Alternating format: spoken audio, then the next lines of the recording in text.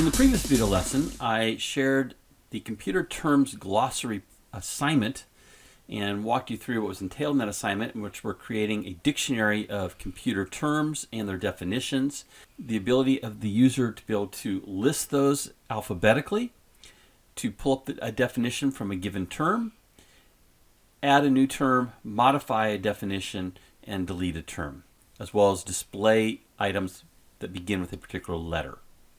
In this video, I'd like to show you my solution to that project. So I started by creating a dictionary of computer terms, and I named it terms equals, and I have in curly brackets each term inside of single quotes, and I have them uppercase, and then a colon, and then the value of the key value pair, which is the definition for that term, also in single quotes. Now, I copied all of this from a Excel spreadsheet that I provided you. Here is the spreadsheet with the term and the definition, and then I wrote a formula of equals a single quote inside a double quote, so a little string of a single quote. The ampersand is how we concatenate in Excel. I'm going to take the value of A4, which is going to be my term, move that to all uppercase, and concatenate to that a single quote, a colon, and another single quote. So it's double quote, colon, single quote, double quote. Concatenate to that with another ampersand, the value of B4, my definition, and concatenate to that a single quote and a comma inside double quotes. And the result is, on each line, I get the uppercase of my term as my key, and the definition as the value in the key value pair. And I simply copied all that, and my code typed terms equals curly bracket and pasted all those definitions in as key value pairs and concluded with a closing curly bracket. Then I created a menu with a sentinel value. My sentinel value is choice, currently equals a question mark. And so while choice does not equal X, X will be the value to exit the program, my menu is if choice equals question mark, I'm going to print the menu. If it equals an A, and I'll have the input be uppercase, then we're going to ask the user to input a term to look up, make that uppercase. And if my term, that goes in a variable called my term, if my term is in terms, then we're going to print from the dictionary placeholder 0, colon, space, placeholder 1, and we're going to format my term and then the terms of my term, that'll be the definition. Else, we'll print that wasn't found. If they enter an uppercase B, we want to show all the terms. So here, we're going to sort all the terms based on the keys. So we're going to use the sorted method and passing it terms.keys, and that goes into a new list called terms list. All we're getting here is just the terms themselves and not the definitions. I want these to print across in 4 columns. So I'm going to use a for loop for I in the range of 0, comma, the length of terms list, and then I'm going to space it by 4. So it's 0, comma, length terms list, comma, 4. I'm going to print the first element of terms list I as my 0 placeholder. I'm going to give it a space of 20. If I plus 1 is less than the length of terms list, so I haven't gotten to the end of that list, I'll print the second one also with a space of 20. Notice I'm using an end of just equals space, so it's not doing a carriage return after each of these print statements. If I plus 2 is less than the length of terms list, I'm going to print the third item, again with a space after that. And if I plus 3 is less than terms list, length of terms list, then I'll print the fourth one, also 20 characters. Here I don't have an end, so it's going to give me a new carriage return to wrap to the next line.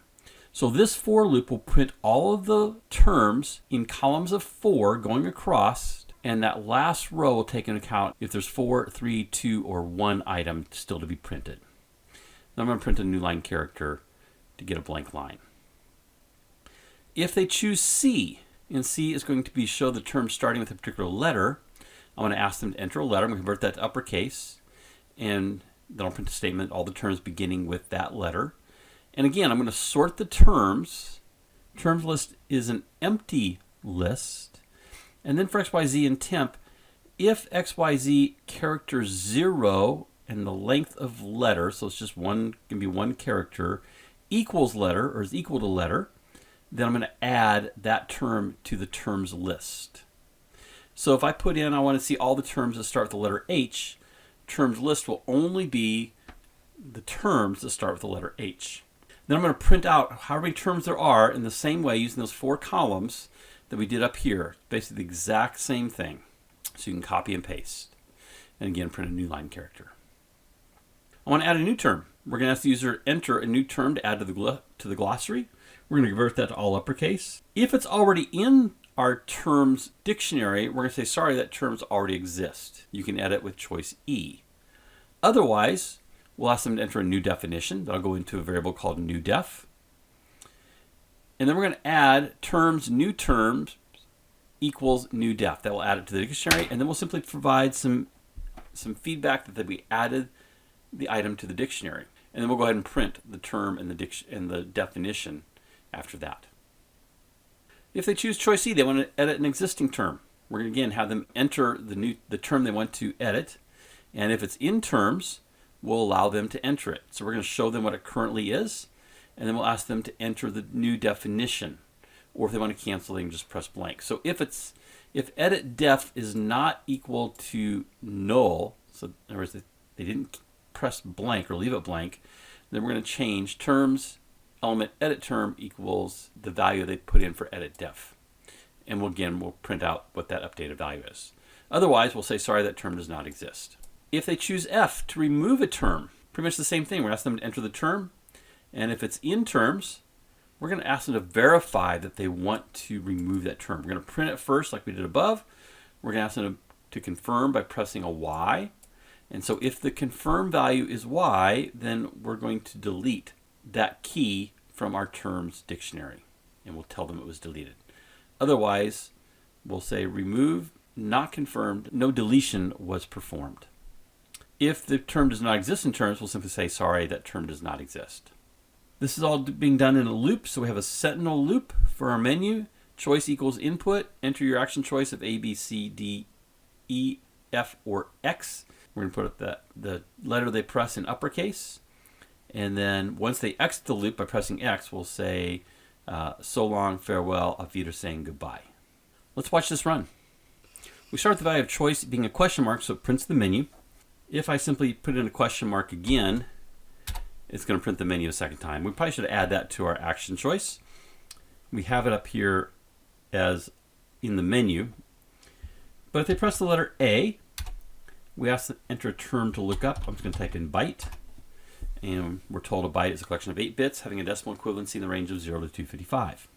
If I press the letter B, I'm going to get all the items in the glossary alphabetized, because we use that sorted method, and they're read across in 4 columns.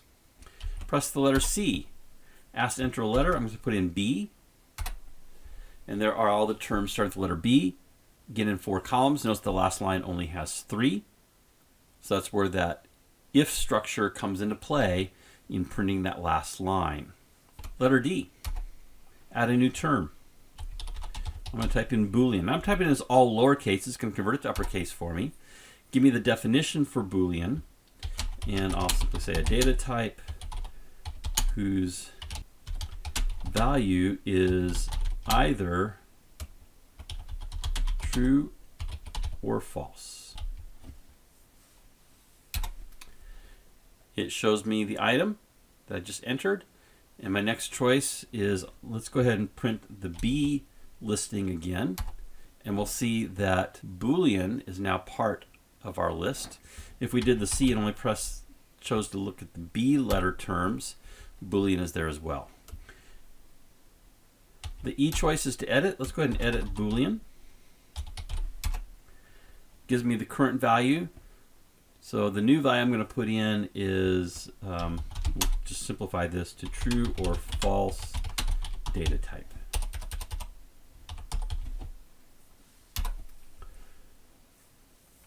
And once again, if I do A and look up Boolean,